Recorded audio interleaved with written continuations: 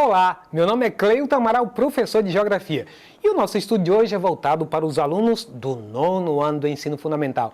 E o nosso tema de estudo é o uso dos recursos naturais a partir das diferentes fontes de energia. Então, acompanhe comigo aí então. Mas, primeiramente, o que são esses recursos, né? Para a gente não ficar, talvez você não se lembre mais desse conceito. Os recursos naturais são definidos como tudo aquilo que é necessário ao homem na construção e desenvolvimento das sociedades e para a sua sobrevivência. Eles se encontram na natureza e são divididos em renováveis e não renováveis.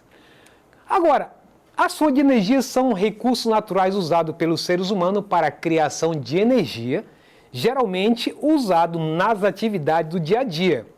Essas energias podem ser renováveis quando os recursos usados não acabam com o uso e não renováveis que acabam com o uso e são considerados combustíveis fósseis, né? Aqueles que foram gerados milhões e milhões de anos atrás no subsolo.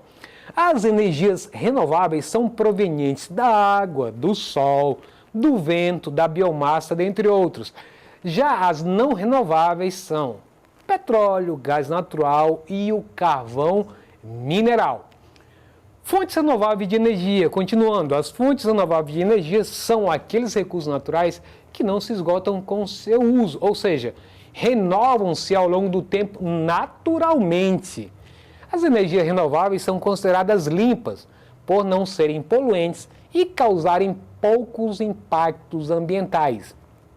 Então, isso é importante a gente aqui comentar, porque às vezes quando alguém comenta sobre energia limpa, parece assim que ela não causa impacto nenhum.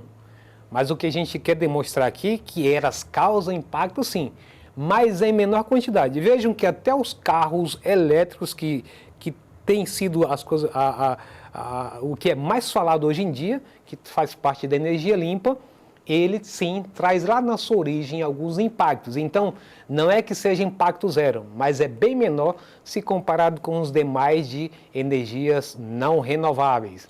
Então, as energias renováveis são consideradas limpas por não serem poluentes e causarem poucos impactos ambientais. Em alguns casos, esses impactos são pequenos e em outros não há impacto no meio ambiental, como no caso da produção de energia solar e eólica. E aí volto de novo, quando a gente inclusive fala sobre a energia hidrelétrica. Ela, quando está no seu funcionamento, de fato ela não causa nenhum impacto. Mas quando a gente pensa na sua criação inicial, são infindáveis impactos, inclusive impactos sociais, quando tem que remover comunidades indígenas ou até mesmo remover uma cidade inteira, onde está toda a abrangência do lugar onde será inundado pela hidrelétrica. Fora a questão dos sítios arqueológicos que são inundados com hidrelétrica e tantas outras situações, florestas que no passado já foram inundadas para poder dar conta de uma hidrelétrica. Então essa é a realidade.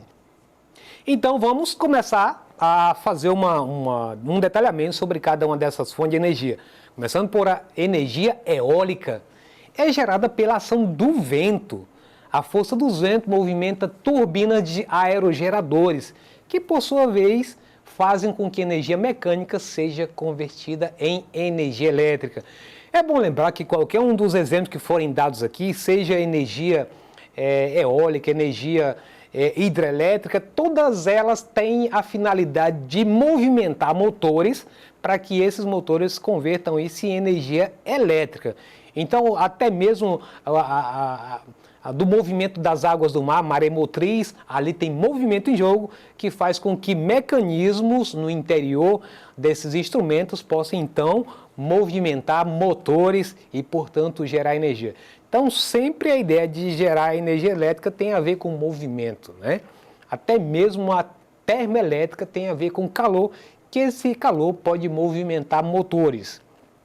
Então, olha só, e a energia solar é produzida pela captação dos raios solares através de painéis fotovoltaicos, também chamado de placas solares, né? Que convertem o calor em energia elétrica. Os painéis térmicos que utilizam o calor solar para aquecer a água. ou até mesmo fazer com que alguns equipamentos elétricos na casa possam funcionar. É bom lembrar que em função do valor da energia atual, que muita gente tem reclamado que deu um salto enorme, algumas contas de energia elétrica triplicaram em algumas residências, muitas pessoas, pelo valor que elas pagam, elas estão optando para fazer o plano de pagamento de energia solar e, portanto, tanto para o uso doméstico como também para levar para o sistema, que é essa compensação. Tudo que é gerado na sua casa é lançado no sistema e o sistema devolve de novo para a sua casa em forma de energia elétrica. Então, é isso. Que convertem o calor em energia elétrica são os painéis térmicos que utilizam calor solar para aquecer água e outros fins, principalmente de eletricidade. E a energia hidrelétrica é criada pela força da água dos rios que movimentam as turbinas. Olha só, movimentar a turbina, como eu disse para vocês, para se tornar na geração de eletricidade. É comum em regiões de rica hidrografia e relevo de planaltos. Muito bem. Quanta biomassa é adquirida pela queima de substâncias de origem orgânica?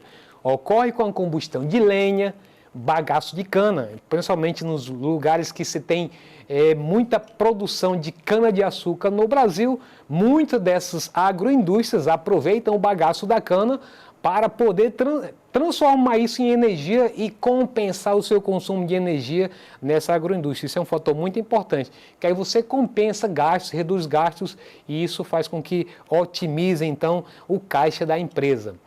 Então, além do bagaço da cana, resíduos agrícolas e excrementos animais. No Brasil, algumas são as formas mais utilizadas. Essas formas são apresentadas de acordo com sua origem, tais como florestal, sobra de madeira, toras, pallets, briquetes, etc. Na agrícola, resíduo de soja, de milho, arroz, cana-de-açúcar, café, castanha, entre outros.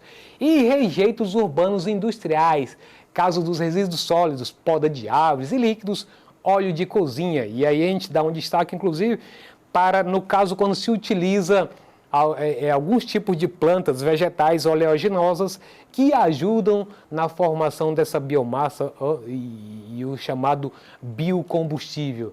Então, e aí nós temos o exemplo do que eu havia citado anteriormente, só de passagem, a questão da maremotriz. Não é um tipo de energia que é muito conhecida no nosso meio e muita gente, inclusive, nem debate sobre isso, porque, como disse, não faz parte da nossa realidade aqui. Nossa realidade são os rios, não é verdade? Mas a energia de maremotriz é adquirida por meio da construção de turbinas nos mares, que são movimentadas pela força da água e assim gera-se energia elétrica. Então veja aí que você tem dois braços mecânicos aí, esperando então que cada vez que a onda vem em direção da parede rochosa, ele vai estar movimentando. Cada vez que esses braços se movimentam, então eles vão estar movimentando mecanismos interiores que poderão gerar energia elétrica. E aí nós temos energia geotérmica, ou seja, que vem do interior da Terra. É o aproveitamento do calor do interior da Terra. O calor da Terra é transformado em eletricidade nas usinas geotérmicas ou geotermais. Então você vê na figura aí que nós temos o calor do interior da Terra, que ele gera então, portanto, um vapor. Você vai, portanto, ter que pesquisar onde tem essas bolhas, né? Essas regiões onde se concentra esses vapores oriundos do interior da Terra. Geralmente, se você for observar, são lugares onde são camadas finas próximas da crosta terrestre, onde muitas das vezes até acontecem algumas rupturas no decorrer do tempo. Mas só é possível fazer esses geradores quando você pesquisa que não há esse risco. Então você faz então a canalização desses vapores de água que farão então o movimento de turbinas, né, que farão então a transformação para energia elétrica. Muito bem. Então, as fontes não renováveis de energia não se renovam rapidamente no meio ambiente, sendo considerados combustíveis fósseis, que são altamente poluentes e causam grandes impactos no meio ambiente. Então, são exemplos disso o petróleo, o carvão mineral e o gás natural. Esses elementos demoraram centenas de milhares de anos para serem produzidos. Aí eu queria mostrar aqui uma figura para vocês que faz o contraste dos dois. Então aí eu tenho as fontes de energia renováveis e aí já é tipo um resumão de aquilo que a gente acabou de falar. Então você tem aí no topo aí do seu desenho a energia solar, aí você tem a geotérmica, que é do interior da Terra, que aproveita-se então do calor que vem do interior. Você tem a energia hidráulica por meio das hidrelétricas, a biomassa por meio de resíduos, de galhos, de florestas, a onda do mar, o maremotriz que nós mostramos ali a figura, a eólica também, e aí do lado, que essas são as fontes de energia renováveis, que são pouco poluentes, e você tem as altamente poluentes, as não renováveis, o caso do petróleo, energia nuclear, o gás natural e o carvão.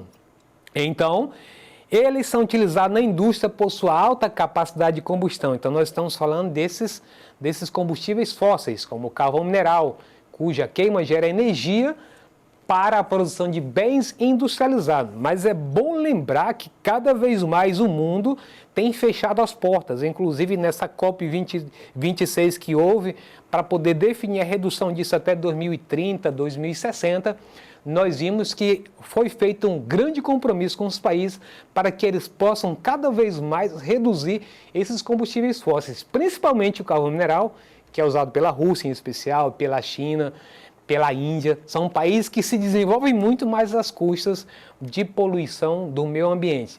Muito bem, então nós temos aí esse caso do carvão mineral e o petróleo, que por sua vez é mais usado como combustível dos veículos automotivos e matéria-prima de diversos tipos de indústria. Já o gás natural é usado como combustível de veículo e também no meio doméstico como gás de cozinha. Já a energia nuclear é adquirida pela quebra ou fissão do núcleo atômico. Mas é bom lembrar que nós temos um caso de acidente, o caso de Chernobyl, na Rússia, que até hoje é uma grande preocupação na Europa e no mundo para o uso desse tipo de energia nuclear, que apesar de não ser poluente, mas o seu destino dos resíduos desse urânio é sempre preocupante. Muitos países ricos levam para os países pobres e jogam na costa dos mares desses países. Com isso, vamos para o nosso exercitando. Vamos lá, então? Considerando-se as energias seguintes, determine o tipo de energia tida como uma fonte limpa com o menor impacto ambiental na sua produção. Vamos lá? Letra A seria gasolina? Letra B, diesel? Letra C, carvão mineral? Ou letra D, energia eólica? E aí?